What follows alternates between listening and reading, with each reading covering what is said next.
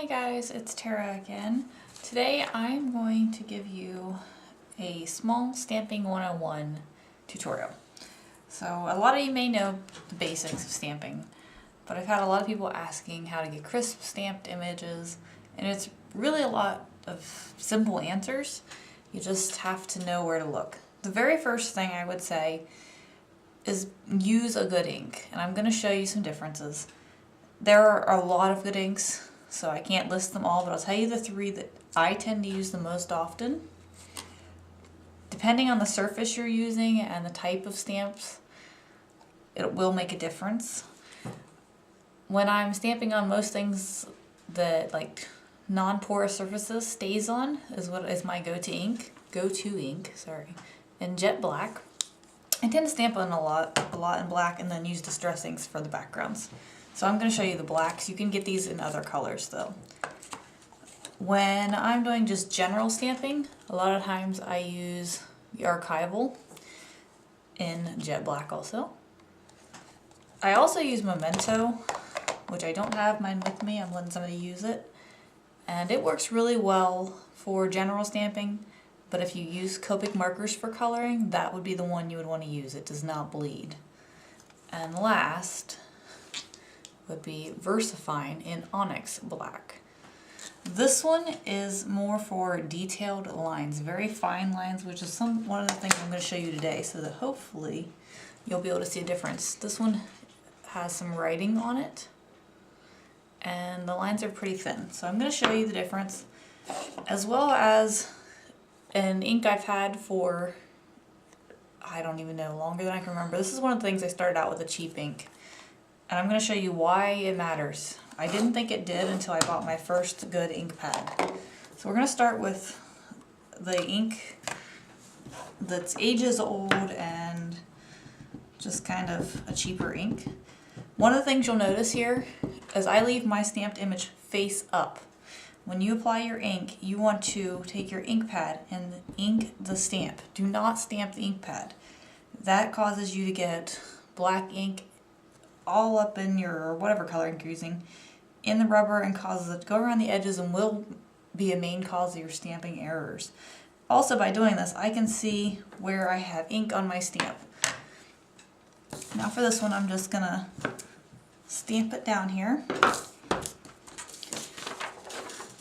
And you can see initially it doesn't look awful. Actually, it looks pretty good on the camera, but here it's not perfect. It's got a lot of splotchiness. It's not a very vivid color. Now let me show you the difference between that and VersaFine, which is made for these fine lines, and it's a nice pigmented ink. And you can even see it's wetter on here. And I'm using scrap paper, so if you see anything through it, that's why. And I don't know if you can see the color difference here, but look at the intensity of this. It looks way nicer. And the lines are crisp, they're clean. So that's a good one. Now let me show you the Archival. This also works really well just for your general stamping. I use it a lot. I apologize for the bells and the water in the background. My dog is going crazy. Okay, let me stamp this one on here. But when I am using fine lines, I do like the VersaFine. You can only see a little bit of a difference here. And that could be a lot because I have a really good quality stamp. This is by Viva Las Vegas Stamps. It's nice and deeply etched. Depending on the quality and how deep your stamps are, it does make a difference. Now let me show you the last ink here. And this is the StazOn. And this is a solvent-based ink, so it has a really good smell to it. You're not supposed to sniff it, it says though, but it does smell good. And you will see here, it's close. The lines are a little thicker. Maybe I should have used a wider stamp here so you could see that. So those inks turn out a lot better. You can probably, I don't know if you can see the color intensity of the bottom three compared to the top one on this camera, but it makes a huge difference. And if you try it at home in person, and any of the dollar inks, I started out with some of those as well, it's not even comparable. So that's just the basics.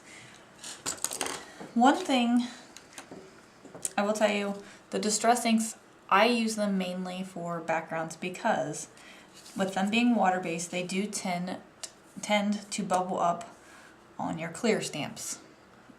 You can prime the clear stamps, but they even, let me show you here, even when you have a stamp primed, which I can't remember if I've done this one yet, so I'm going to go ahead and show you. You just use a rubber eraser, usually the pink ones. This is a big one I cut down. You can get them at the dollar store. Just school time. You want like the pink, the ones that have that extra tooth to it. You can see the little pieces coming off here when you rub it. That's what you want. And you just kind of rub it over the surface. And what it does is it adds a little bit of tooth for your ink to attach to. But when you have a lot of stamps or you're in a hurry, that can get kind of irritating.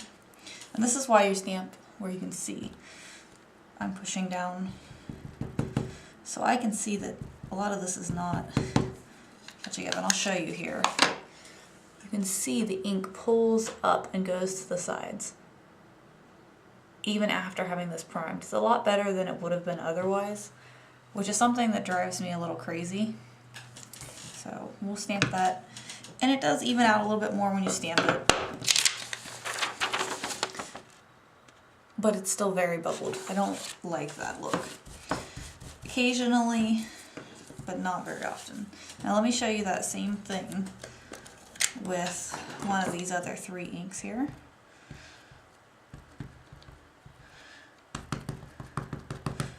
And you can see just the difference. My stamp pad has actually, the ink sticks to the stamp like it's supposed to.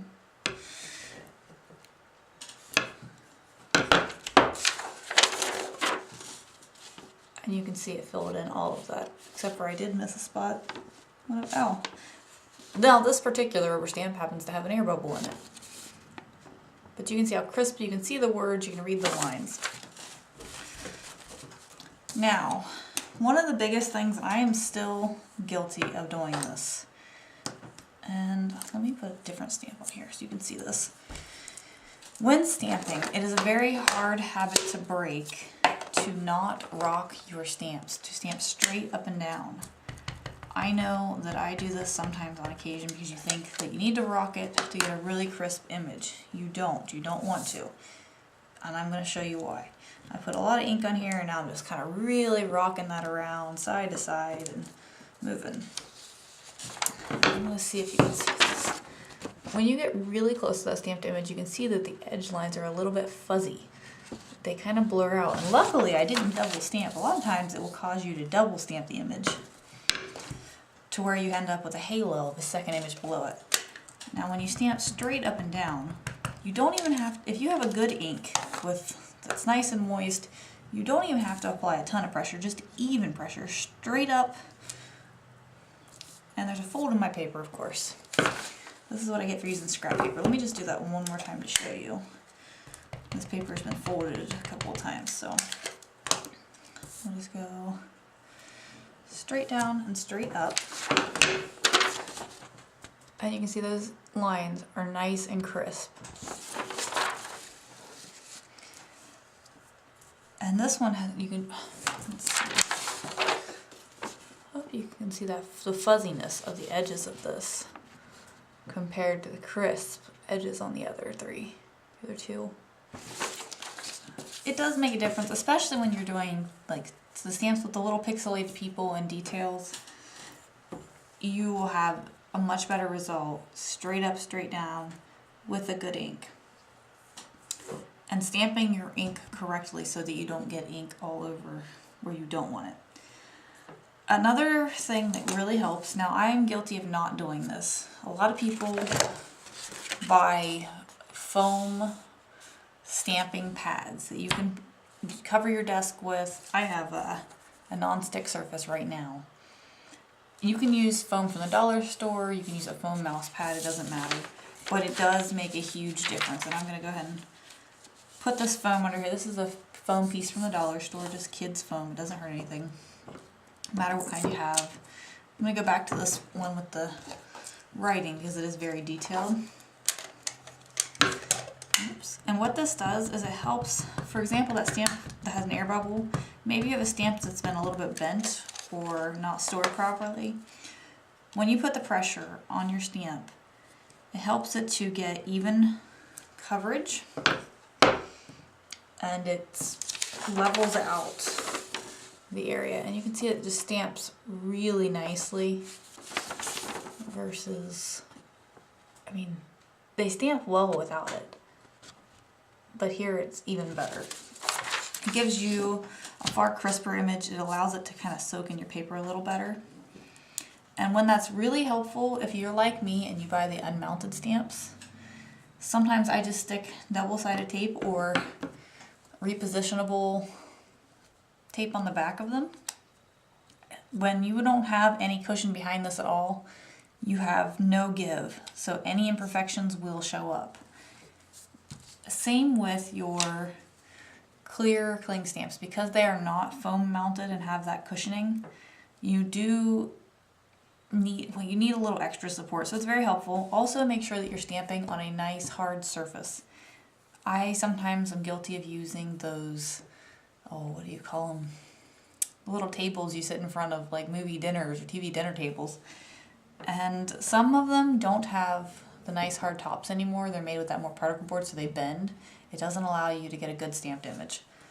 So hopefully this has helped. The only other thing I have to say, if you buy there's a couple brands that make the clear stamps that are a little bit sticky on top to help hold the ink. I don't recommend using StazOn with them because this ink dries very quickly and it sometimes absorbs faster than you want it to. It will cause, if you have a thinner paper or paper that's has layers in it, it will sometimes cause it to tear or rip, especially if you use vintage book pages and such to stamp on. It can rip the layers off. If you were going to use those stamps, I loved a lot of those stamps. I recommend using one of the ones like VersaFine that has a longer drying time, or just some that's really wet. Maybe just make sure your ink pads don't need refilled and make sure they're very wet. The first time you use them, I recommend inking them up really well, stamping them on a scrap piece of paper, and then inking them again. Because what it's going to do, it's going to soak up some of that ink the very first time you stamp it. And then the second time, you'll actually get a better stamped image. Well, thank you for hanging in there. I hope this helps somebody. Thanks, and have a great day.